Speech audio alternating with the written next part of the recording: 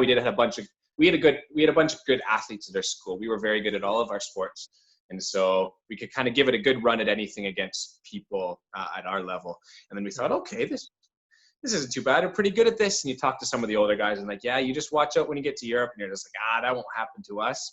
But of course, like every team that goes over there, you just go over there and just how smart they are and how skilled they are, because they've been playing with handballs their whole life. And it's just, they just laugh when you start playing up against them, for sure, the first time. I think it was one of the first games that I was at it in Denmark. And of course, they used so much stickum that I think the coach said like 2 minutes into the game, you guys don't use that much stickum, do you?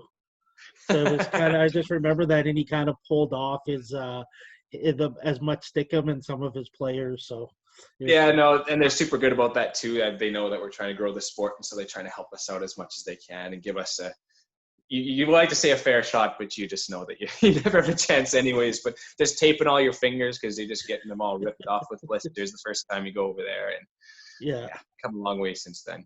And then there would you play another 4 years of Alberta handball after that? I played 4 years of Alberta handball, yes, when I was going to university and bachelor at the same time. So I did my 4 years there. Played, and all 4 years of that actually were with the junior team, because I was under 21 the whole time. And then I also played with the senior Alberta team for two and a half of those 4 years. Did you ever lose at national championships, or did you win? So my first national championships were the ones in Edmonton, and I played with we sent a second Alberta team. Yeah. And so I played with the Alberta 2 team, and we ended up getting 4th place, I believe. But then other than that, no, I never lost. I went with the senior team once in Montreal, and we didn't win that one. Okay. We lost to Quebec, a couple of Quebec teams in that one, I think. Okay. But yeah, no, I didn't. I won all the times with the juniors. And so with after that, you kind of decided to kind of go overseas to France was your first place, correct? Yes. So I had played a couple of years on the Canadian team as well. And then Alexis Bertrand was our coach for the national team. Was very much pushing us to go over and experience playing in Europe. And of course, I've heard so many good stories from people who have as well too. And that was something I really wanted to do. I wanted to travel, and I wanted to get away from Canada. And I thought a great way to do it would be to play handball. So he set me up. He sent a bunch of my video and games out that I've played out to a bunch of his contacts in France. And then through the grapevine, it fell to this team. They were called Handball Club Coulon d'Auvergne. It was just a little bit outside of Lyon, would be the closest French city that you would know. And so, and he just sent me a message one day. He's like, this team wants you. They have a great ambition. They're in N3 level, which is a good level for you. And it's just more of an amateur club that just wants to make a run and try and move up a couple divisions. So I think you should go play. And so I said, sounds good. I booked a flight the next day, and there I was a few weeks later heading off to France for the first time. So when you got there, was it a big shell shock compared to coming from Alberta and Canada playing handball? 100%. Yeah. And because I'd been on all these trips to Europe, I kind of knew like what the handball was like over here now with I was just so fortunate to go on so many trips with Alberta and Canada throughout the years. So I'd been to Europe 7 or 8 times. So I kind of had an idea of what it was going to be, but I didn't understand how intense the season was and how the trainings were and just how really good all the players are over there. You'll go over there and the level I got into is like one of the lower of the semi-professional levels. And so there's players in the league who are making 1,000 Canadian, 1,500 Canadian a month in the level I was at. Some of them are just playing for free. So it's kind of that level where it's starting to get quite serious. And so you're playing against some 40-year-old guy who's kind of just on the end of his career, but who's just the smartest player you've ever seen. And then you're playing against all these 17, 8-year-olds getting their first shot at senior, and they're just these huge guys that are just trying to make an impact. So you get such a variety of play, and that just really opened my eyes on how many different styles there are to play handball too. because I know we always try to play the same collective system together when I had been in Alberta. So that was a big part that shocked me, actually. It was just all the different ways that you can create offense and play defense. So what are a couple of the big things you noticed being trained here in Alberta or with the national team compared to going over there? What are some of the big differences? Yeah, so the different places I've lived in, France and Denmark, they kind of have different styles as well. But that was one big thing I learned, just is that there's so many different ways to play the game. Yeah. France is they play a lot of individual. They play a lot of 1 versus 1, take your own chances, pass second kind of approach.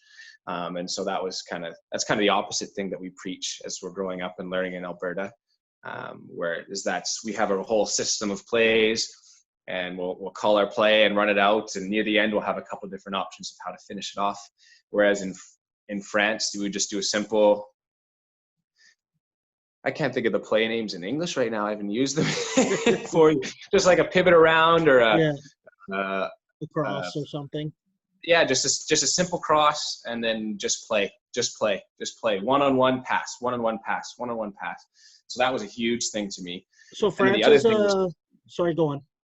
No, I was just going to say the other thing was just how aggressive the different schemes, the different defenses can be, and just the skill on their shots are incredible. They just flick the wrist one way, flick the wrist the other way, and they just have so much control over where the ball is going to.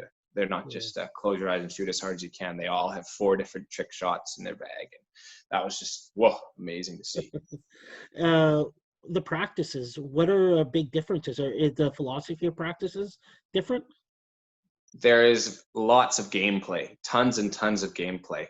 And so looking back to France, it's a little bit hard. It seems like 3 years ago was so long, but essentially we would do, we would always play soccer to warm up. Yeah. And then that's what we always do over here, all my years. And then we would always do some kind of fast break drill right away off the start to really get going. So they would just run us. So 15, 20 minutes back and forth, 3-on-3, 3-on-2, 4-on-4, whatever it happened to be that day. And then once we were really tired, then we'd work on some set offense stuff or some set defense things. We kind of have one main focus for the day. That would be our 3-2-1 defense, or our playing with a pivot after a French cross or something of the sort. And then we would always play at least for 20 minutes gameplay at the end of every single training, because they say that's one of the most important things, is to have a third of your training to be gameplay. What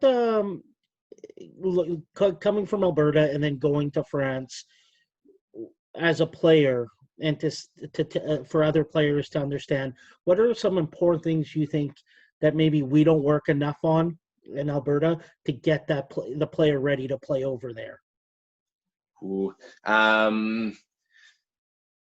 I think mental toughness is a huge thing. I think just knowing that going over there is you're going to have to work. You're going to be one of the stronger players in Alberta, but you go over to whatever team it is and you have to earn every single minute. You have to fight for it. And it's not easy. Everywhere I've gone, you've got to start on the bench and work your way into play time. They're never going to hand you anything. Whereas maybe there's less competition and less, and more opportunity to just jump right into a role in the Alberta system. But that's really not how it works in any of the places I've been. You really got to fight for it and earn it and work hard, and just the toll that it takes on your body is crazy. There's just so many trainings and so many workouts, and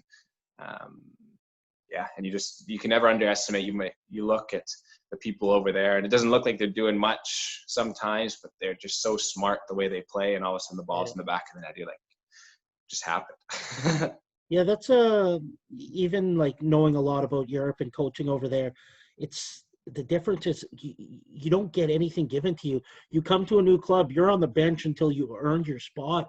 Like there's so many. We've had many players that have gone, and we've had some players that have had issues with that. Well, I don't play enough. I don't want to be here if I'm not playing.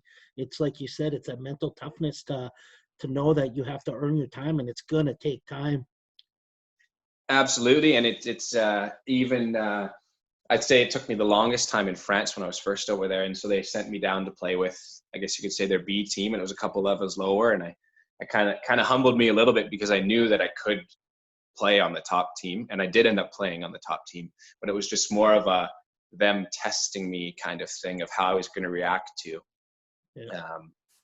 playing at that level and how I was going to fight for my minutes and try to earn them all. And then even when I came to Denmark, it was the same thing, but I was more ready for that. And then I came back a second time to the same club. And because I had missed some of the preseason with being home in Canada, so they started me at the end of the bench again. That's just kind of how it goes with a new coach. You got to work all for it again. There's nothing ever given to you because the other 11 guys in your bench are just as good as you are. And so they have just as much right to play. And it's just, the competition even within the team is so great. So you played in France 2 years? Only one season. I had a deal to come back the second season.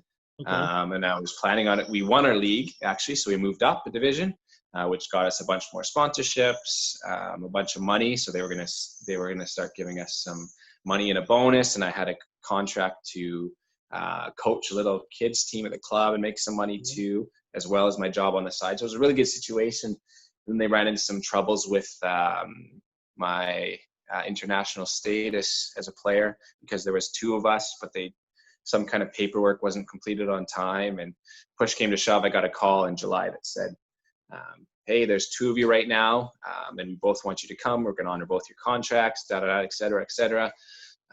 But just to let you know, some kind of licensing thing went wrong, and so only one of you gets to play with our top team on the weekend. So every Friday night, we're going to pick one of you to play, and then that's it. And the other one will have to go down and play with the other team. And they're like, we don't know if one of you is going to play every game or if you're going to fit 50-50 or what's going to happen. And so I kind of took that situation and said, is that what I really want to do? I wasn't going over there for the money or for the competitiveness of it. I just really wanted to, of course I wanted to play at a good level, but at the end of the day, I didn't think it was a good situation having me and one other person fighting for one spot all the time, all year. I think it's so great if you have 5 people fighting for 3 spots or something like that. But I think it just could have created a pretty bad team dynamic of 1 versus 1. And so they kind of gave us the option to come or go. And the other guy was kind of considering it too. What should I do? And then I said, you know what, I'm going to go try and find somewhere else because I'd love to experience another type of handball as well. Okay. And so I had said no to a couple of other clubs in France I had talked to. And so, I was off looking for something new. And so you ended up in Denmark. Then I ended up in Denmark. Yeah, I had a contact with a few French clubs, one in Germany. Anyways, I said all no to them. And then this last minute, Craig Fisher was going to Denmark to stay at the Eho Sports Academy. And so he said, well, why don't you come with me? And so I thought about it for a little bit. And I talked to Lyndon Savanto, who had been there. And they both just talked so many good things about it. And I didn't really want to go to the sports academy, but I wanted to go to Denmark and try it out. So I said, okay, I'll go stay at the sports academy for a little bit. I contacted them. They had a spot open for me. And so I said, let's do it. I hopped in the plane next week and off I was to Denmark.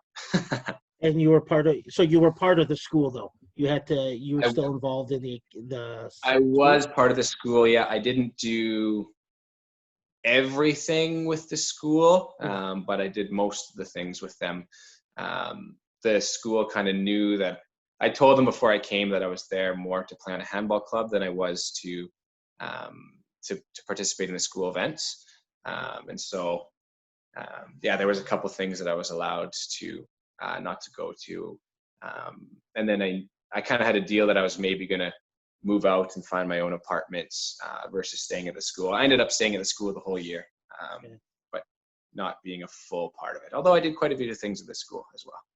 What club did you start with in Denmark? I went right to EK Skobakken, which is the club that trains right out of the gyms beside the Idrætsskolen in Aarhus. And so I tried out for a couple different teams. I got a money contract offer in the first division, but it was about an hour away. First division men's? Yeah. Oh, wow. Yeah. But it was an hour and 50 minutes away every day. no, sorry, every day, 5 times a week, which just seems so much. 2.5 hours every day, there and back. And it was just, I felt like it would take too much away from my life at the high school and just my life in general. And so I decided to sign with Skovbakken, which is an amateur club actually, so we don't get any money, but it was in second and third division, so not first and third like the other club was. But it was right beside the high school. It was a good training environment. I heard the coaches were quite good, and then I just felt like I just had a really good feeling when I went into that training and tried out for them, and so I started directly with them, and that's who I played with. It was 2 seasons. Okay, and the difference coming from France to Denmark, did you find it a big difference in style? I found it a huge difference, and I found it suited me quite a bit better, actually. It was much more of a fast-paced, run and gun collective game. I felt that, they just run every time. If you have one step on your player, the goalie's throwing the fast break every time. It's just so much quick offenses, and there's not much setup time. We're just right into the plays and just back and forth. And the referees let so much go. There's so much physicality that just doesn't get called. And so in that sense, there's just so many more fast break opportunities. And so, I felt like it's a very quicker game, and I felt like I was a little bit based on the collective as well. And you're still with that club now? I am still with that club, yeah. I played 2 seasons with them. I actually don't know if I'm coming back next year or not. I'm trying to figure out what to do about my contract and about my further education and things, but I've been training with them for the last 2 months, getting ready for this next season if I do end up coming back. Yes. Okay. And you get some playing time on that team? Yeah, I do. And so we had a second and a third division team last season, and I played. They said, like you're gonna say, you're starting at the end of the bench in the third division. That's how things work. And they said we can see at one time you're getting up to the second division if the opportunity comes, but we're obviously not promising anything. But we liked what we saw in your tryout, so give it a shot. So I worked my way up. I started playing on the third division team, and then I ended up being a very key player on the third division team for almost the whole year. For about 3/4 of the year, a little bit over. I was playing 55, 60 minutes a game, every game, offense, defense, and I was a leading scorer. And so it was a very good opportunity, but I never got that chance to play with the second division. I was ready to, and I could have gotten brought up, but the second division team just kept winning and winning and winning and winning, and they had no injuries, and they won the second division league. And so there was no reason for them to switch anything. They just kept winning every game. So I never actually got the chance to play on the second division team. But I was loving my time in the third division, playing all game, every game, and being a big part of it. So it worked out great. And how did you guys finish in the third? We finished in third place. We lost a couple games at the start of the year. And then I think we tied one game just in our big run of wins right near the end to drop us down into third place, where we didn't get to play we needed to finish in second place to move up. So top two move up. Top one moves up, and then the second place plays a playoff against the second last place in the division above. Okay. So top and bottom flip, and then second place plays second last in the division on top. In the Danish league, can you have a team in first and second div, or do they have to have a space between them? You can have first and second div, but you cannot have league and first div. Okay. So what happens if your first division team moved down, then the second team would have to move down as well? Then they would get bumped down as well, yeah. Okay. And so this year, actually, right before the COVID hit, because we moved up to first division, they were in third place, and we were also in third place in our third division team. And so if we got to play out our last 3-4 games of the season, there was a possibility that both of our teams would move up into the elite league and then into second division. But unfortunately, the season got canceled, and so we didn't get to play the last couple games. And are you training now? Are you guys allowed to train? Yeah. So we first went into lockdown on March 18th, or around there. And then we stayed completely locked down for about 6 weeks. And then we got in, then our personal trainer came back, and we had to split up into groups of 10. Yeah. So we did groups of 10 outdoor personal training with tons of running, burpees, the whole deal, Yeah. big workouts together. And then starting about a month ago, we've been training 3 times a week in the halls playing handball again, full So contact, full full out. everything. Yeah. So your league should start on time this year? Yeah, it should. All signs are pointing towards it's starting up normally at the end of August, like it usually does. Yeah. We were actually planning on having a couple preseason games in the past couple weeks, but at the end of the day, our team just decided that it'd be a good idea to wait after our 3-week summer holiday, just in case some kind of COVID complication hit or and we have a good training group anyway, so we just played inter scrimmages between us. Okay. But yeah, we considered going right up into the preparation matches and everything already. So with handball, and what else do you do there? Like, are you in school or working? So a combination of both. This past year, I took 3 online courses, both semesters, from the University of Alberta. It was to prepare myself for a potential master's in physiotherapy. I needed to retake my anatomy course because it expires after 4 or 5 years. I can't remember, but I needed to take it again because I'd taken it too long ago. Then they added a couple of prerequisite courses for the master's in physiotherapy. So I had to take another biomechanics class, and they introduced a mandatory native studies class. And I just had to fill out one more course for credits, and it was a communication course. So yeah, I took 3 courses each semester online, and then on the side of things, I worked for one of my teammates. He has a company of rental apartment buildings, and so I did a lot of handyman work for him. I would go in and I would fix problems that renters had. I would prepare apartments to get moved in or moved out. We flipped a couple of apartments that we bought, tore it down, built it back up. Tons of construction handyman work. And then come this summertime, I'm working outside doing a lot of the landscaping for him and lots of the outdoor work. Interesting. And difference, like, have you enjoyed your time in Denmark? If you go back to Europe, is Denmark where you want to go, or do you kind of want to try something different again? I have loved my time in Denmark. I've met so many wonderful people here, and I felt quite at home and have got quite a good group of friends and what feels like family here as well too. So that I would really love to come back here. At this point in my career, I would like to come back here if I play again. I had gotten a contract offer last year to go play in Corsica in France. And I was very, very close to taking it. And for handball wise, it would have been smarter to take because the money was good. The handball was even better. But at the end of the day, I had moved twice in a year here, and then I had to start all fresh again, made a whole bunch of new friends, new club, had to start fresh again. And I just didn't have the energy in me to do it a 3rd time in a row. I just wanted to go back to where I knew some people. So I turned down a good handball contract to come back to a little bit of safety and a little bit of people I knew that had set up a job for me and set up an apartment for me. And so I already had all these things waiting for me when I came back. And I don't regret the decision, although it would have been pretty cool to live on Corsica and figure out what what I could do down there. Do you know Kim played there? No, I didn't. So in her podcast, she talked about it. It was the greatest. She says, like, it was the coolest place to live on. They put her in a resort.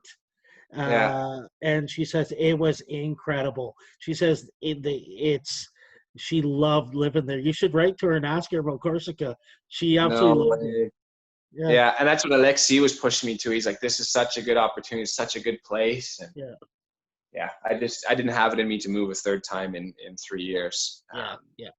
But I really considered it because it would have been a great opportunity. And maybe it's still on the table. I should call that coach back and see what he has to say.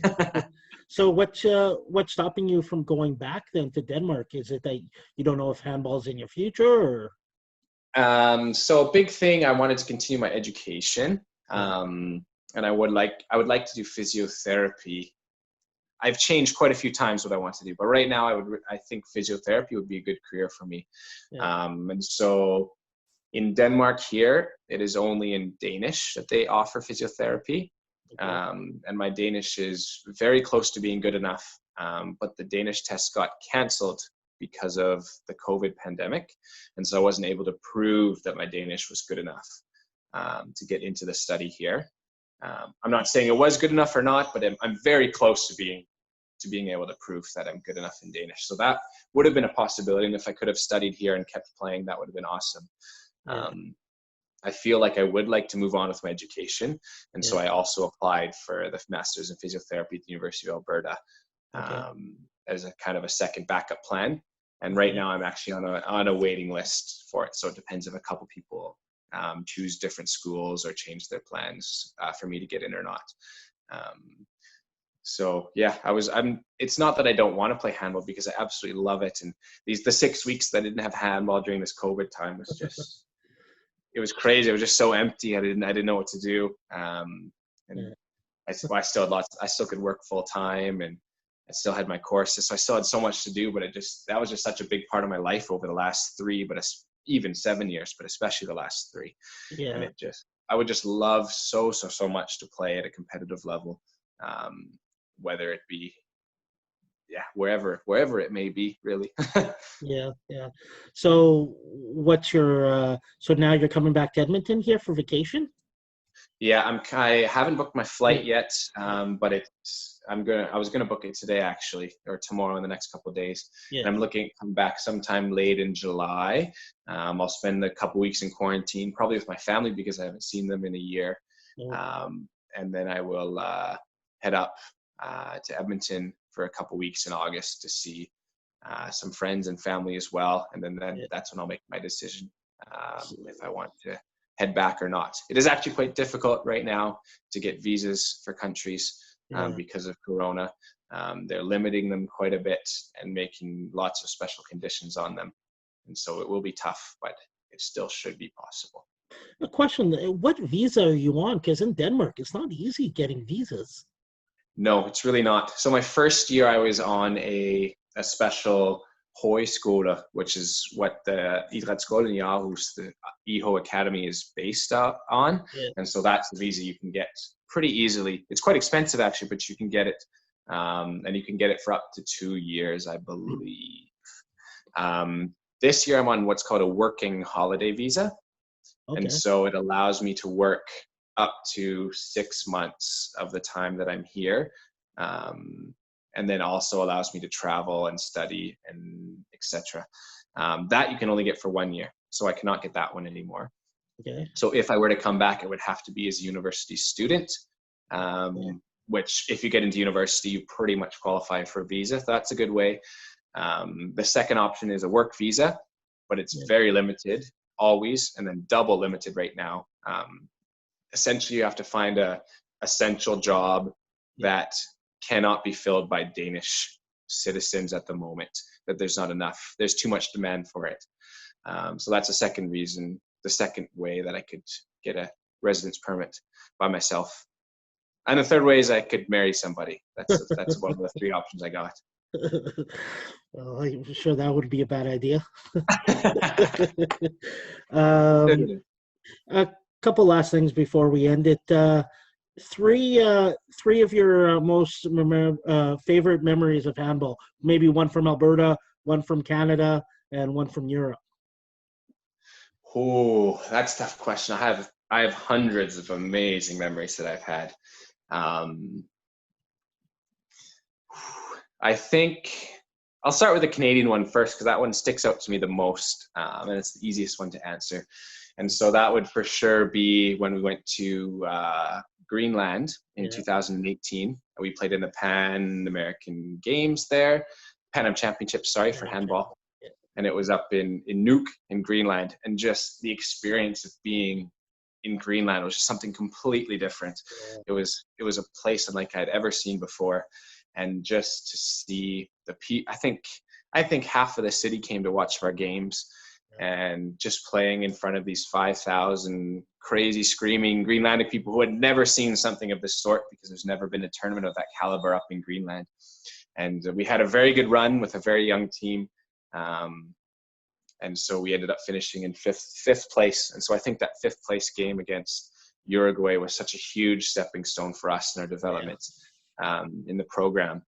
And so But between that and playing against Greenland home in Greenland were the two moments of that tournament where we came so far as the youngest team in the tournament, and it's too bad that things got in the way, so we didn't get to keep that progression going. But yeah, that was my top Canadian moment for sure. Those games against Greenland. Funny, in our quarantine, I actually watched all those games, and you No guys way. you guys are a good team.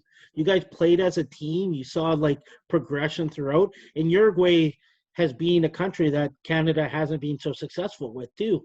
So it was a good way to finish. And even your Greenland game, for the first 20 minutes, it was a game, or even more. Like, you guys were really competitive with Greenland. The only one of the big reasons we lost that was Athf. I think he was number 17 on Greenland. I'm not sure. He actually plays here in Denmark. The left back or the right back? The right back, I can't say his name. We call him Athf because it's the guy who he loves stem shots. That's the one, right? Yeah, Kreutzmann. Yeah, he plays up in the league here in Denmark. He actually just moved to Japan, and now he plays in Japan. But a few seasons before, he had played in Denmark, and his stem shots just kept somehow finding their way through us in the middle, and then through Linden, and we kept them to chances from him shooting stem shots from 11 meters, and somehow he just kept finding the back of the net. And if it wasn't for him and a couple, but we were still in that game even with that. So that was just an amazing experience, and we were so close to getting a shot to coming to the Worlds. Of course, when we go up against Chile, there's not much of a chance because they're a very good team, but it would have been just amazing to have that one last go at it, because Greenland was so close. They lost to Chile in overtime. So yeah, exactly. What about for Alberta or in Europe, your favorite memory? So in Alberta, oh my gosh, I have so many good moments with Alberta. One of them for me has to be the Pan Am Club Championships. I was actually spent the whole season in Brazil, in France, and then I just flew to meet them in Brazil because they were short a couple players, and I'd qualified with the team the year before, and so that was just an amazing experience playing against those players down there. But the other one has to be just my first junior nationals, just getting that experience of playing against at home, and we were in Sherwood Park, and just having you and Courtney as were my two coaches, and just getting that first chance of just feeling playing at the highest level that you could in Canada. And it was just gave me so much motivation to keep playing on the next years. And so that was so fun to play in front of the home crowd and to show all your friends what handball was, because you kept telling them, but they never knew what it was. Yeah. And oh my goodness, in Europe, there's been, I just have to say it was my first time flying over there, and just seeing how intense people train, and how and just how good they all are. So just getting to train every day, and just getting to train so hard, and just the competitiveness of it, and just the whole experience over here has just been amazing. I couldn't pick out one. The road trips of 4 hours in the morning, coming home at 4 a.m. after your 8-hour road trip in France, to even playing at home in our own barn with the music and the announcements going, and having people just coming out, to having fans and just coming to support you. And it just feels like it's just such an amazing experience that I think everyone should try at some point. Yeah. Well, you've been gone for 3 years now.